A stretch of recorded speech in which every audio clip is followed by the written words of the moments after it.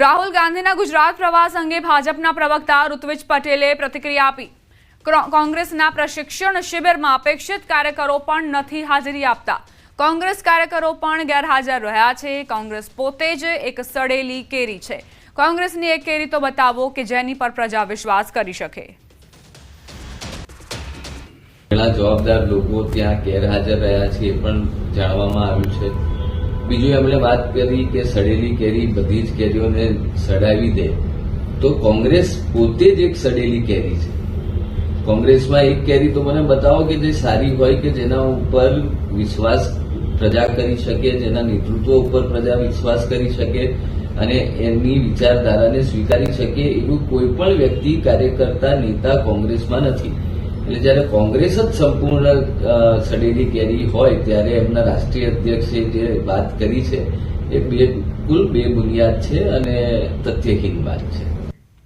લાફાકાંડ કેસમાં ધારાસભ્ય ચૈતર વસાવા નર્મદાની ડેઢિયાપાડા કોર્ટ લાવવામાં આવ્યા। ચૈતર વસાવા પોલીસ જાપ્તા હેઠળ ડેઢિયાપાડા લાવવામાં આવ્યા, જ્યાં કોર્ટમાં આજે કેસ કમિટ થતા મુખ્ય આરોપી કોર્ટમાં હાજર કરાયા। મુખ્ય આરોપી ચૈતર વસાવા હોવાથી તેઓને હાજર રખાયા। સમગ્ર કેસ રાજપીપળામાં એડિશનલ સેશન્સ કોર્ટમાં ચાલશે।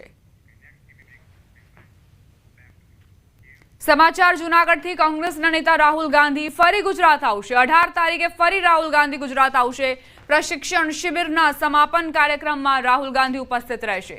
પાલ આંબલિયાએ નિવેદન આપ્યું છે 3 કલાકના સેશન પછી કેટલાક પ્રશ્નો હજુ અધૂરા છે, જેના જવાબ તેઓ 18મીએ આપશે। રાહુલ ગાંધીએ માનવતા, આધ્યાત્મિકતા, જુજુત્સુ સહિતના બાબતો અંગે વિમર્શ કર્યો। રાહુલજી આજે પ્રશ્નો છોડીને ગયા છે, એ આ જ મુદ્દાઓને લઈ અને એને એવું કહ્યું છે કે હું 18મીએ પાછો આવું ત્યારે આ જ પ્રશ્નોના જવાબ તમે શોધી રાખો। સંગઠન સર્જન પછી ગુજરાતમાં કોંગ્રેસની વિઝિબિલિટી વધી છે। ઠેર ઠેર આપ જોશો કે પ્રોટેસ્ટ, જનતાના મુદ્દે લડાઈઓ લડવાનું પ્રમાણ પણ વધ્યું છે। જિલ્લા કક્ષાએ આખી જનતાના અધિકારોને કાર્યક્રમો થઈ રહ્યા છે। બીજી બાજુ ખેડૂત અધિકાર યાત્રા પણ શરૂ થઈ ગઈ છે। બનાસકાંઠામાં પૂરે ભીષણ તારાજી સર્જી છે। ભારે ખાના ખરાબી વચ્ચે બનાસકાંઠાના સાંસદની ગેરહાજરી જોવા મળી હતી। ભાજપના નેતાઓએ પણ આક્ષેપ કર્યા હતા, જે બાદ બનાસકાંઠાના કોંગ્રેસ સાંસદ ગેનીબેન ઠાકોરે 6 દિવસ બાદ પૂરગ્રસ્ત વિસ્તારોની મુલાકાતે પહોંચ્યા। પ્રશિક્ષણ શિબિર મૂકી પોતાના મત વિસ્તારમાં પૂરની સમીક્ષા કરવા પહોંચ્યા હતા ગેનીબેન। વાવના મોરીખા ગામે હજુ પણ પાણીનું સામ્રાજ્ય જોવા મળ્યું, જ્યાં ભરાયેલા પાણીમાં સાંસદ ગેનીબેન ઠાકોર ઉતર્યા હતા અને લોકોની વ્યથા જાણી। સમર્થકો સાથે પૂરગ્રસ્ત મોરીખા ગામની ગેનીબેને મુલાકાત લીધી। ભરાયેલા પાણી વચ્ચેથી પસાર થતા નજરે પડ્યા સાંસદ ગેનીબેન ઠાકોર।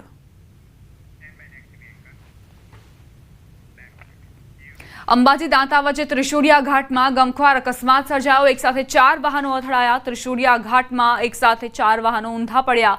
ટ્રકના એક ક્લીનરનું મોત થયું। ડ્રાઈવરને રેફર કરાયો। પોલીસ વાનમાં કોઈ પોલીસ કર્મીને ઈજા નથી પહોંચી। આ બંને ટ્રકો અંબાજીથી પાલનપુર તરફ જઈ રહ્યા હતા। પોલીસની 2 જીપો અકસ્માતની તપાસ કરવા માટે ઘટના સ્થળે પહોંચી હતી। તે સમયે અન્ય ટ્રક દ્વારા જોરદાર ટક્કર મારતા બંને પોલીસની જીપ ફંગોળાઈને ગ્રાઉન્ડમાં પડી હતી। અંબાજી पुलिस ने 112 जनरक्षक वाहन पण खाड़ा फंगोड़ाया।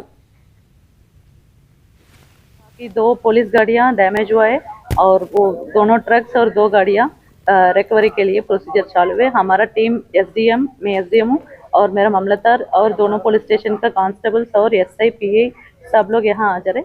और इसी के लिए त्रिशूलिया घाट में अभी 1 महीने के पहले ही वो मेला की वजह से पूरा हमने आरएनबी के द्वारा काम करवाया था, फिर भी ऐसा एक्सीडेंट हुआ है। पुलिस में कर्मियों में कोई इंजर्ड થયેલું નથી, પરંતુ પેલામાં ટ્રકમાં એક વ્યક્તિનું મોત થઈ છે અને 3 ઘાયલ છે અને એને વધુ તપાસ છે સિવિલ હોસ્પિટલમાં।